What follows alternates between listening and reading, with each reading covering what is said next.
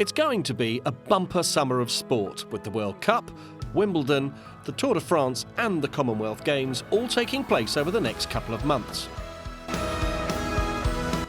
While many of us will be happy to sit on the sofa and watch these events, many more of us will be inspired to take up some of them as a new sport. But while there is a host of information available advising us on what to eat when we exercise, information about what we need to drink becomes hazy.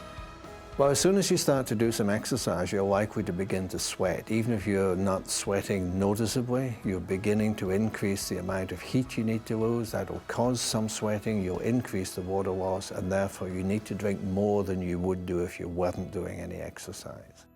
So the general rule of thumb tends to be the more prolonged the exercise, the more liquid needs to be replaced.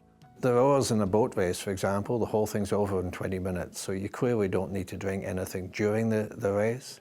But in longer duration events, you'll be sweating a lot during the event and you'll need to replace that fluid. So if we take a football game, for example, there are extensive measurements from football players. You can lose 2 or even 3 litres of fluid in a game. That's a lot of sweat. If you don't replace any of that, your blood volume will go down, your ability to play will go down, you'll feel more fatigued, so you should drink enough during the game to maintain performance and make up the rest of the deficit after the game. The clear message from the experts at the European Hydration Institute, which was set up to highlight the importance of hydration for health, wellness and performance, is that if you're active, particularly in warm weather, you need to be sure to drink enough. The example I always give, if we take a Mo Farah who's running 140 miles a week, and I say to Mo, I want you to run 150 miles next week, but I also want you to cut back on your food intake and your liquid intake. It's only an extra 10 miles over the week. It's 3 20-minute sessions. But he won't last the week, because he's cut back at the same time he's increased. And obviously in sport, with top athletes, you're looking at sort of split seconds between coming first and coming second. In that area, hydration has been studied to quite an extent, because obviously people are looking for those things that make that small amount of difference that get them over the line faster.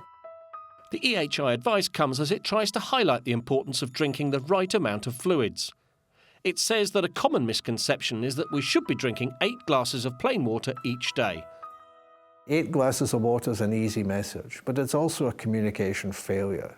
It assumes that people understand it doesn't have to be water. Typically about 20 to 30% of our water intake comes from food. So depending on the foods we choose, we can either get a lot of water from those foods or a little bit of water. On the liquids, it's going to be the majority of our intake, but how much we need to drink depends on how much we're losing. And proper hydration is even more important when we're exercising. If you want to lose weight, if you want to get the health benefits, then you want to maximize the return on the effort you put into it. If you're somebody who maybe have to go to the gym after work to keep yourself fit, or perhaps go for a little run or whatever at lunchtime, if you're slightly dehydrated and you do that, you might find it harder than if you've been hydrated when you went. Anything that we can do to encourage people to be more active has got to be a positive thing.